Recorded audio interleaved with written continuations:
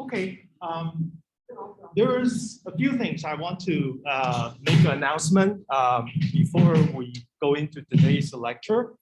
I really want to push all of us out the door for homework assignment number 3 as soon as possible, so we can move on to homework 5. Homework 4, I don't think you will have a lot of issue. It's something we can actually get it done together as a team. I really want to get to homework 5 because homework 5 might also connect it very well to our final project. It's pretty exciting when I think about what we possibly can accomplish at the end of the project. I've been thinking about different ideas, and I'm trying to make a demo about a Raspberry Pi situation. But the thing is that you will see that the idea is that that Raspberry Pi device will be disconnected from the internet, and then my computer is connecting to that device that's disconnected from the internet. And because I only have a one Wi-Fi interface, that interface is used to connect to that Wi-Fi, which means my device is out of the internet as well. Well, this is different from your smartphone. Your smartphone has 2 interfaces. One is your Wi-Fi, one is your 5G, and you might have Bluetooth as well. So your smartphone might have multiple connections that you can connect to one of this Raspberry Pi, and then you won't be able to, you'll still connect to the internet in that way. It's quite interesting scenario I've been developing. The reason if I'm doing this demo here, I cannot do Zoom, for example. I mean, I'm out of the internet, so I have to do an offline recording and then share with you. I just realized that yesterday when I tried to prepare for today's lecture. So in order for you to push all of you to finish homework 3 as soon as possible, which is the official deadline is next Friday, but I hope I can get you to clear, or some of you can clear this as soon as possible today. I would like to have office hour again. Right after class, I'm going back to academic search, and I will stay there for 3 hours until maybe 1 o'clock, or yeah, it's probably until 1 o'clock. So if you can make it, you're welcome to come to the office hour. I kind of feel good or bad about office hour. The good thing is I can really interact with you, but the bad thing is it's really so limited. I can help so many few students. We have probably 15, 20 students there. But I believe that we could use easily another 24 hours staying there until we got all the problems, bring her out, okay? So after today's class, I know some of you have a class, that's okay. But for those who can make it, you are actually acting as the seat of our class for homework assignment number 3. So you're going to help other students. Via your personal communication, via Discord, via whatever group that you have. I mean, I hope I made this clear up to this point, that in this class, collaboration, collaborative learning is highly encouraged. Okay, I try to remove all the competition by not curving, by not actually even provide you reference implementation.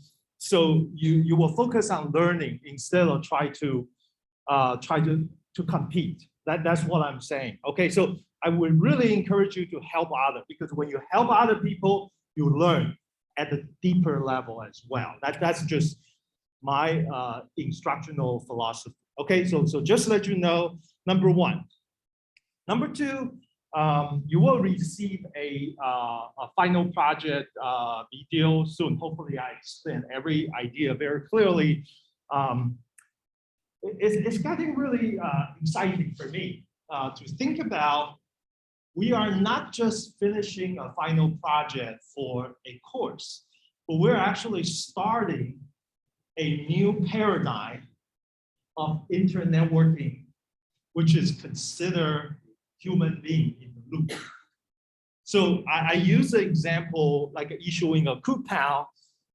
Another obvious example that you can consider. This is actually doable. You can actually develop a very nice demo. I mentioned the concept of smart fridge. So what is a smart fridge? Smart fridge is essentially you actually be able to know the content in your refrigerator. And when you do application, for example, when you go to Nugget Market, and you actually know what you have. And the smart fridge is going to communicate with the store to actually tell you about what you need to get or what kind of best deal that you can have at that moment. And then including issues such as a health issue, such as substance or whatever addiction issue. That's all involved, and also involve your family, because if you think about that, it's really interesting. A refrigerator represents a social hub within a family or within a dormitory. Think about you actually share a refrigerator with your friend. How many times you have to worry about putting a tag and things like that? I mean, some of this is kind of like you want to prohibit certain things, but sometimes it's really nice for you to share your style of food with other students in the same dormitory. And the typical way when industry think about smart fridge, they're thinking about internet worked fridge. Means that just like a Google Home, think about what Google is doing, think about what Facebook is doing. Essentially what they hope is that they have a device tap into your appliance at home, so they will know one level deeper into your life. Once they harvest the information, they will figure out how to use that information. The most common way for them to figure out is convert that into something called business analytics or business intelligence. You probably know Facebook and Google are the biggest company making money over advertisement.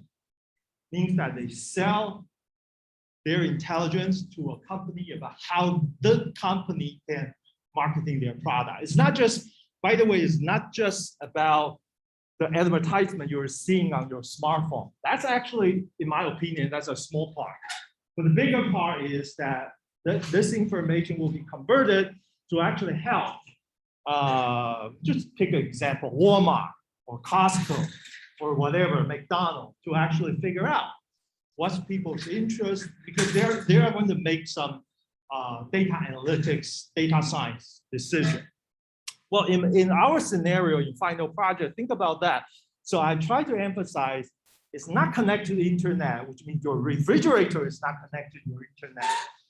But instead, your smartphone, where's my smartphone? Okay, my smartphone's here, is actually communicate with my own fridge.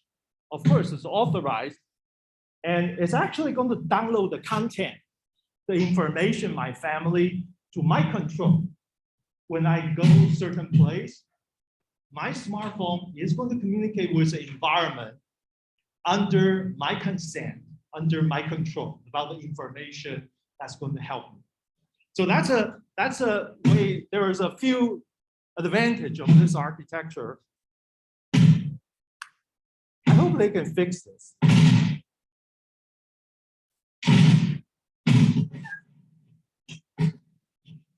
I didn't do anything. That's amazing. Okay. I wish we can use Bluetooth for this purpose. Okay. Okay, I better hold this for the rest of the quarter, and then that would be good.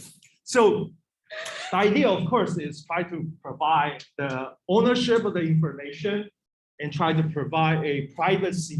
But on the other hand, this is something which I think, that's why I feel very excited about the project, is that before this quarter, I cannot do this kind of project because I cannot interact with you face to face. Yesterday, some of you might notice one of my students from Zoom actually come to the office hour, interact with me and give me some very encouraging message because I never met her before.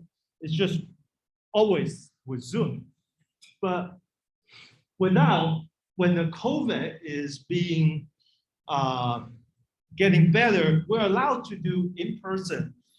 And that is really amazing that at least the experience to me is much better. Of course, for student, you're still being kind of partially treated by Professor Wu because I asked you to do very challenging homework, but that's a different story. But the thing is that when we develop internet networking, like today's internet, when we really make internet everything connected together, like IoT, Internet of Things, it is convenient. It is introducing a lot of challenging situation. It also separates us. If you think about that, what the internet technology was developed, it somehow changed the human relationships because we don't need to go to a particular place called lecture hall to interact with other students. We don't need to go to academic search 2359 to actually be able to work on some problem. Office out, we use a Zoom to do that. That is convenient, but that convenience is actually coming with a hidden cost.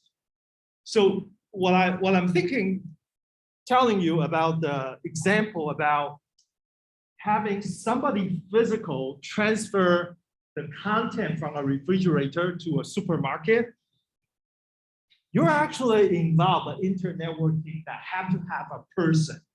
So let me give you a challenge for some of you working in the final project is that when you think about developing some application, think about this technology not only bring convenience, but bring closer relationships among the people who will be affected by the system. I think that's what, in my opinion, the industry, when I say industry, I really mean IT industry. The IT industry has been heavily affected by providing convenience and free of cost, convenient, singly free of cost. And yet, it has not really considered the whole society as an entity about how human relationship is best provided, best assisted. I don't think we're actually doing enough in that space. So I hope that this is the starting point for you to think about this, because object-oriented, as I said, object-oriented is a software engineering concept, but object-oriented is also a modeling concept. It's a way for you to really model the relationship, model the entity in this world. And the thing is that, guess what? That model is going to lead to a real impact one day when people are using things like a dump J or JDump. In fact, when you go to the refrigerator before you go to shopping, that's actually a JDump. But when you go to the nugget market or any supermarket, you transfer your JSON to the local environment, that becomes a dump J, for example. Okay, all right, so that's just want to tell you that it's coming and it's very important. So I'm going to continue with this example about homework number 5 in this lecture. And I like to use this example to motivate you to see that how the information represented in JSON can be processed in C++. And yet then by that way, you learn the feature about C++, what kind of tool. So that's what I call a project-driven learning process of programming. And also, just to let you know, because yesterday the student actually told me that she feels she learned something from the class, help her to land on a internship position. So one of the things in the industry, they're looking at something, this is a technical term called structured data versus unstructured data. So any of you heard about the difference between structured data and unstructured data? So this is essentially, there are two kinds of information that we need to deal with. Traditionally, the old banking system, the old system, they're all what we call structured data. So when we talk about structured data, we have a few different terms to describe it. One is called relational database. The other term you probably heard about is SQL, MySQL. That's the most popular one. When you heard about people say MySQL, they're talking about structured data. Structured data means that it's a two-dimensional table. You have a tables. You have a table represent a fixed column information. Essentially, it's a spreadsheet. If you think about that, it's your Excel spreadsheet, which is each of this is one table. You have a bunch of table, which means that your data is structured with this table column. That's called structured data. But more and more industry in the past 15 years has moved to what we call unstructured data. Unstructured data means that you actually don't know exactly how many columns you have. You don't know exactly whether that's two-dimensional or you can actually make it to three-dimensional, four-dimensional. So we actually start to see this what we call unstructured data. In fact, most of the industry company I mentioned earlier, name it Facebook, Twitter, Google, Discord, they all use unstructured data. And unstructured data, when people talk about unstructured data, guess what they're talking about? JSON. Essentially, unstructured data is just the represent. You can see JSON looks like this. There is no structure. There's no single table, and you have to use the syntax or program to deal with that. So essentially, I'm actually just give you a few terms. When you do, I just remember I should let the student know when you interview with those terms, that if they talk about unstructured data, you have some idea. If they talk about SQL, that's another thing you should learn. SQL is very simple to learn, but it's very powerful, handle large amount of data that you already know precisely what you're looking for. And typically, like the work I'm doing, I typically have to parse a lot of this kind of unstructured data, and I actually convert this unstructured data to extract the structure from this unstructured data and put it into a table. Let me tell you the entry I have in that table is typically 10 billion entry that I have to deal with. And the powerful thing about structured data is that it's efficient because it has an index. It has a structure that computational power I can actually apply much easier than this data. In this data, you need to go into that. And I cannot do that for 10 billion records. I can probably do that whenever you enter the system. So just let you know those technical terms. I'm expecting some of you will actually have an interview pretty soon because if you talk about internship next year, this is the time for you to try to get hold of something, okay? All right, so let's actually look at the reactions part as I highlight the red over there. And essentially, we're already going through that, but I want to just step by step going this by the way, this is the JSON you will be producing for homework assignment number 5. Means that you have a bunch of objects and you write a code and such that it will get back to you this way. Okay, so let's actually look at this very quickly. So this is reactions. Reactions is an array. You can see that now the key is reaction, the keyword reaction. And under the reaction, after that, that's a key value. The value is what? Is an object. So every time, next time, I'm going to ask you to provide me an answer. So I always ask you, what's the key? The key is on the left-hand side of the column. It must be a string. When I say a string, it must be double quote. If you don't have a double quote on the left side, JSON will not be happy, and that's not considered a valid JSON. In the right-hand side of that column, It could be basic type, which means that it's an integer or a double, or it could be dual, it could be an array. Most likely, it's an object. So anytime you actually see immediately after that column is a curly bracket in this case, it's an object. Talking about like this. So we have an object over there. Okay, that's how we look at it. So one of the options is object, means that you could have object contain object. That's why it's so powerful. You can actually represent anything you want. So the key is reaction, the value is an object. That object, now we actually go into that, is actually an array. Okay, sorry, before I say array, that object actually have a 2 key value pair. So what is an object?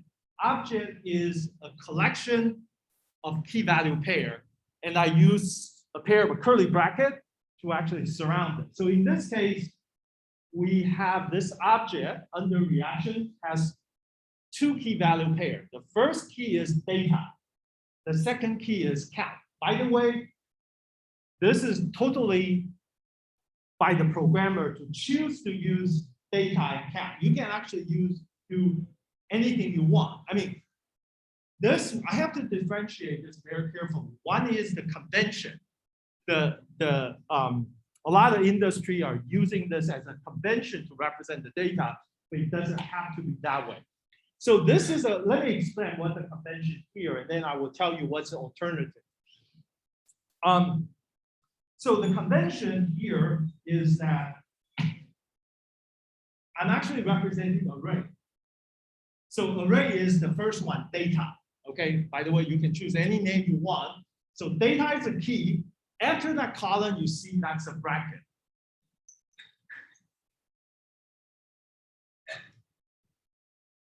No, this is fine. Okay, after the key, you can see that it's the bracket. So under that bracket, you have a bunch of others. So what is an array? Array is under a pair of bracket. Inside bracket, you have a number of objects. So in this case, I only have one object, and that object is this one is a reaction. By the way, it's a reaction object. So it's a reactions means that it's an array, but that in the middle, avatar name, ether, ESID, type set, and created time. Those are just a particular reaction. So essentially, you will have under that bracket, a pair of a bracket represent an array. You can have one or more of this entry.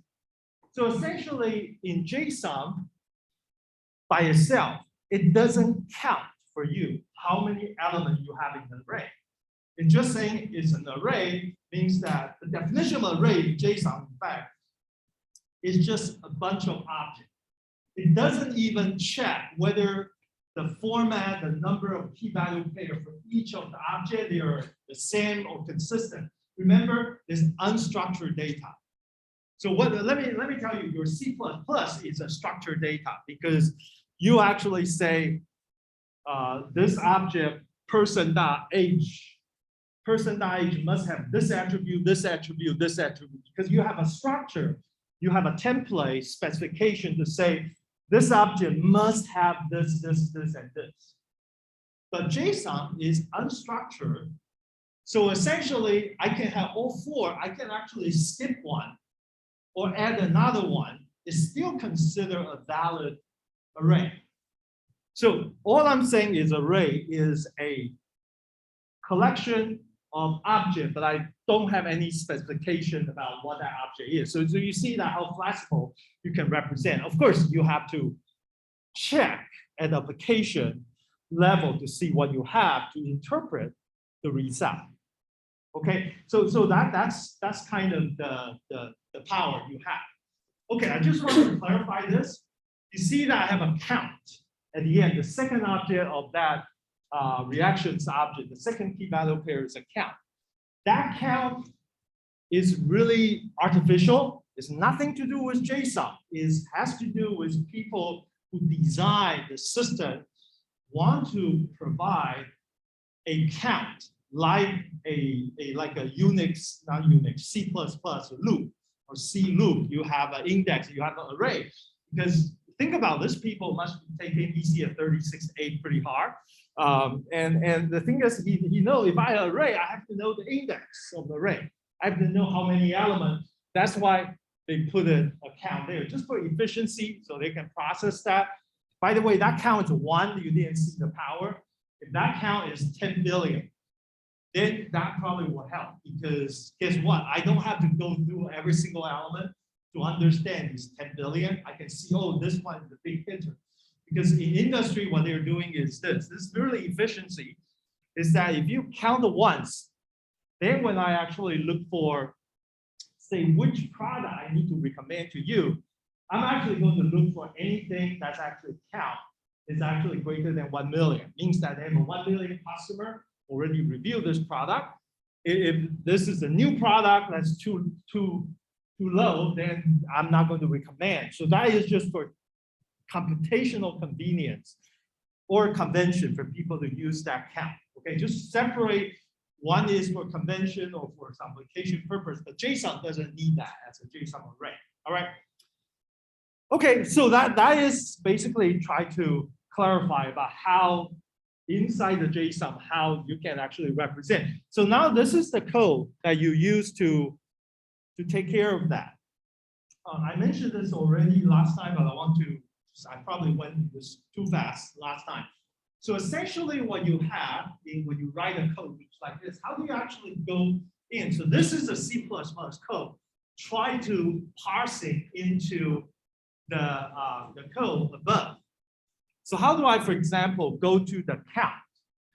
Then I would say, assuming this is the JSON, is my v. What is the v JSON value? Remember, JSON column value is an object. So my v is actually declared as a JSON column value, which is a C++ library representation for a JSON object. So essentially, how do I actually access to that? This is the way to do it. So essentially, you're using a lot of this kind of indexing. It looks like you have a multiple dimensional array in the C++ syntax or C syntax. And use that, instead of using a number, we're using a key value to do that. So essentially, I'm saying my v to the reaction, which is give me the first line.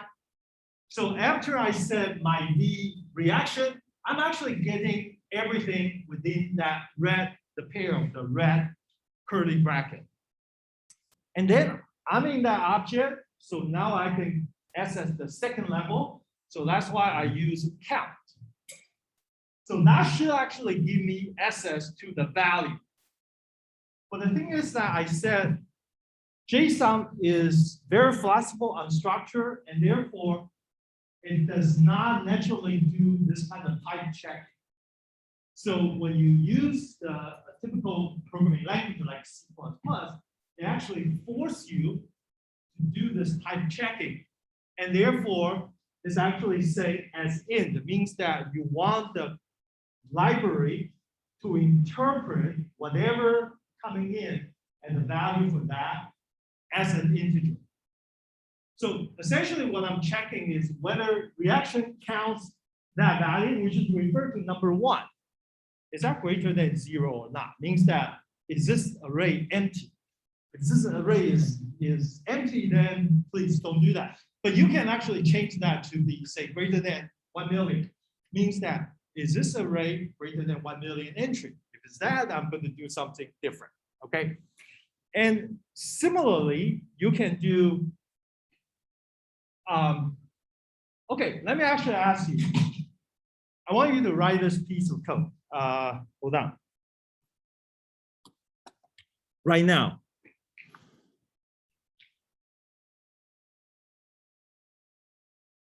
Let me write it down here.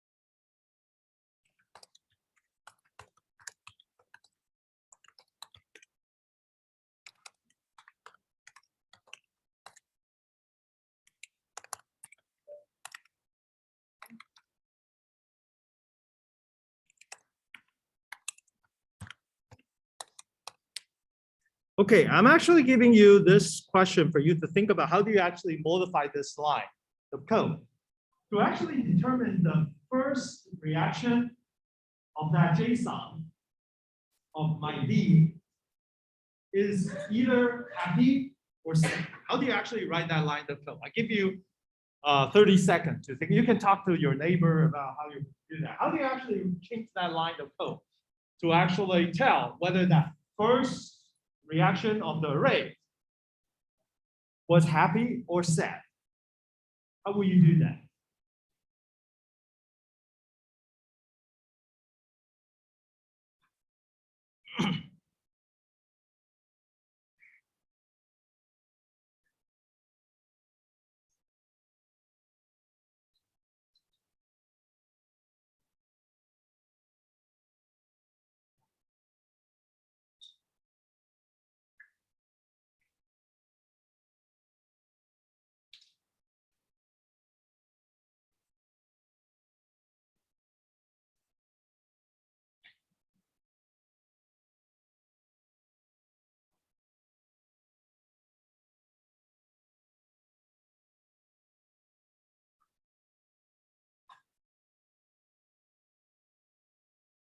So anybody want to give a try? Yes, please.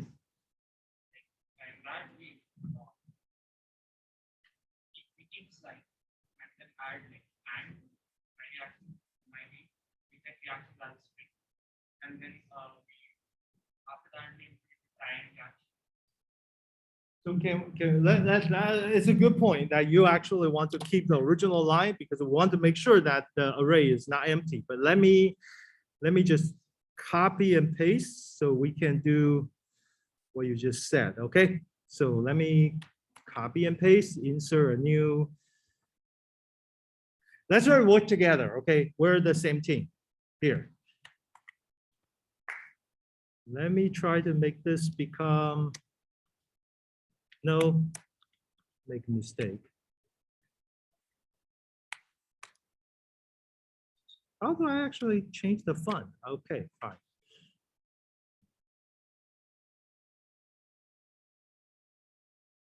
Okay, now I'm happy. So first, I'm actually going to do this. I'm going to put another curly bracket here. So not curly bracket, just parentheses. Okay, and then the end, right? And then I'm going to do, there is something I need to put in here before the end of the if then else, right? So what is this pair of curly, between this curly bracket I'm going to do? Let me choose a color which we all feel happy. Let's use green. And let's use bold. Okay, so what should I put it here?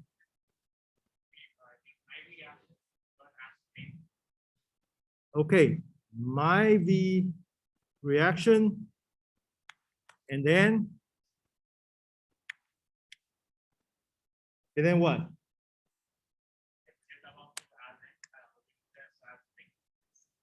What should I put it here after my reaction? Anybody have it? Yes. Data. Okay. My reaction data.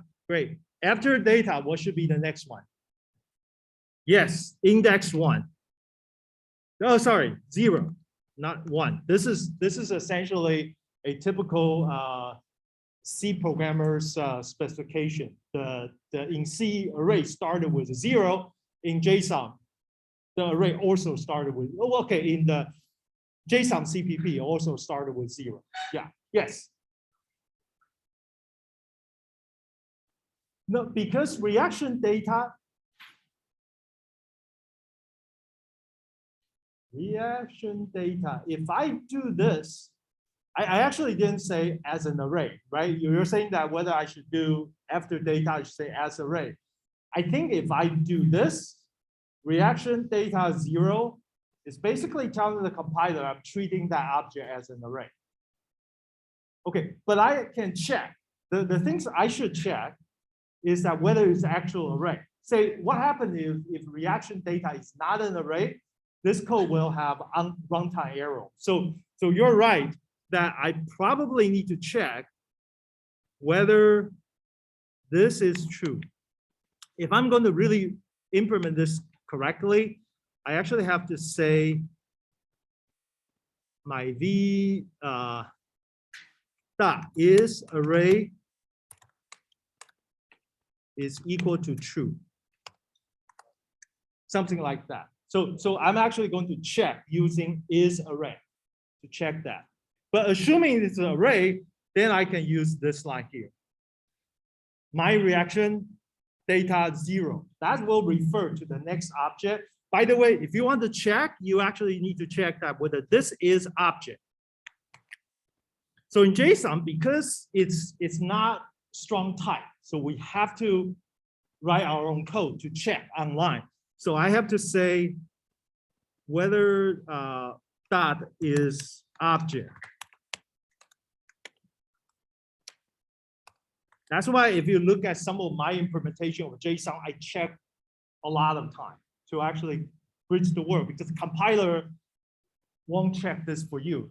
He doesn't even know what kind of JSON you'll be receiving. That's why you need to do all this check. Okay, assuming it is an object, what should I do next? Let me go back. What should be the next one?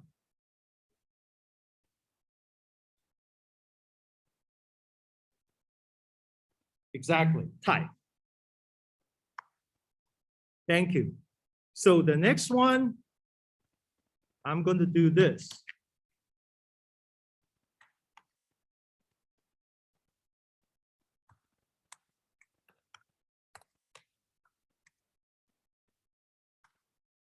Okay, that will get access to that particular key value pair is, where's my, okay, here. So now I'm actually here, right? And now I'm comparing the string. So what I will do is this. If I check this, I need to check also, sorry, I need to actually check whether this, sorry, is here. I have to put these things here. My V reaction type dot is string is equal to true. Okay, so I want to check whether that is indeed a string. And after that, if that is indeed a string, then I'm going to do this. I'm going to do, well, in C, you will do string compare, str, cmp, but in C++, the string class, you can just use equal equal to represent. So essentially you are saying dot as string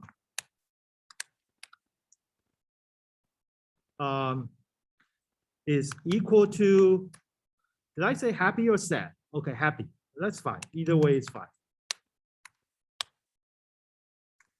So that's the code. Let me actually put it about how we develop this code.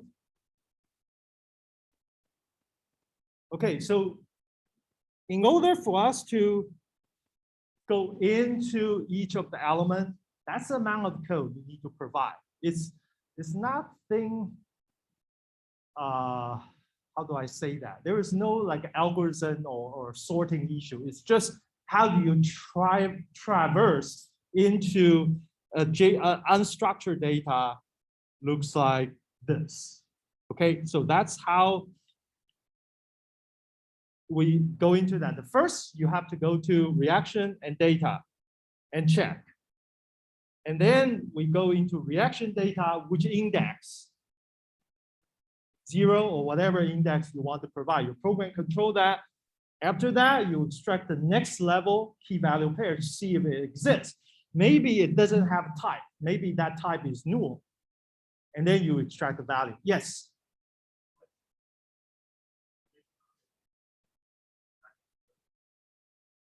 That bracket is 0 because data is array. Then in the C++, JSON CPP, JSON C++ library, it allow you to use that that notion bracket 0 to or I whatever index to let you directly direct at one of the elements in the array. Yes, you can write in that was just first element because what I'm asking is the first reaction. But in the real code, let me actually show you a real code. Looks like this. This is the code that I actually run in. This is in JDOM actually. This is not .j. This is JDOM. In JDOM, you see that line I highlighted. I go to my reaction data I. So essentially, I iterate through every element of that array. And inside that, I'm trying to get the value. I mean, you can see that what I did here is that I first, because if you actually just keep going deeper and deeper, your line of code becomes really messy. If you think about that, what I show you is already pretty messy. To go to reaction data 0 type, I mean, nobody can read it very nicely, all right? It says you will get lost. So what I did is always I parse it out and assign a JSON object and then go to the next level. That's why the code looks like this. I actually define another JSON object. JSON, that's the green type is JSON colon value. And I define a local variable called L_JV, means that it's a local variable. It will be discarded after I finish this loop. And guess what? Is my V reaction data I. I directly using I, which is I is iterate through every single element. So now from the rest of the code, I'm just actually using that LJV. You can see here, for example, when I have the type is LJV type dot as a string. Okay, this is how I actually create the reaction pointer. Okay, so that's the style of programming. Just to let you know, you're dealing with unstructured data, number one, and you're dealing with data is not checked in any way when you process the data. Compiler won't do that for you. This is the big difference between a programming language like a C++ and Java versus the JavaScript object notation representation. Because it only checks syntactically whether you have a bracket and the curly bracket, colon and double quote, comma. That's the only thing they will check. So you have to do a lot of check. Let me actually show you. I'm running out of time here a little bit, so I'm just show you how much check sometimes I have to do just in a realistic situation. To conclude today's lecture, so this is my. Let me do this. Homework 5, homework 6. Let me check homework 6. It's probably easier.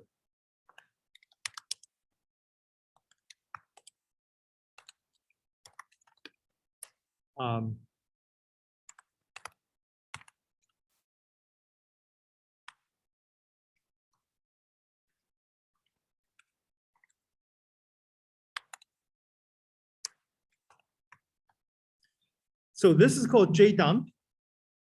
You can see that this code is checking all the time. I'm checking whether this input string ID is null, if it's a string, whether the size is greater than 0. I think that is not the biggest one. The biggest one has a lot of check. For example, when I want to go to the first level action, I actually check whether the action is null, whether it's an object, whether the data is null, whether the data is array. So I check everything whenever I use it. And then when I go deeper, I just keep checking. Oh, sorry, I hit the wrong button. And over here, I'm actually checking. Sorry, it's not here. Yeah, you can see that pretty much everywhere when I look at the comments, I actually provide the same kind of check. But inside comment, I'm going to see reaction. Where's reaction? Sorry, it's over here. Inside the reaction, I'm going to check reaction data and then pretty much everything just like this. We do a lot of check. I try to find a place. This is actually not as bad. It's only 4 checks. But there are certain places of code I have to check very complicated essentially everything, and probably just the checking is about 10 lines of code before I can reliably parse through to the next level. Okay. All right. So hopefully this gives you some idea about how you can write the C++ program to handle JSON correctly. All right. All right. So I'm actually ending this lecture. I'm walking back to academic search. Please just follow me. And if you have any short question and you cannot go to academic search, let me know. Yes.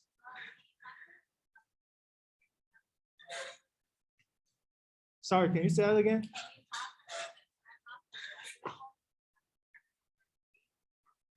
The web report. I forgot. Very important. Thank you.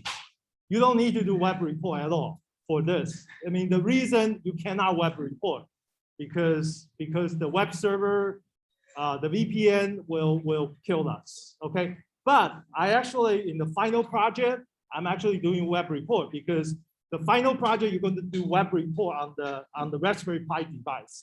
That is not being guarded by VPN, so any machine can do. We'll do web report there. Yeah. Yes.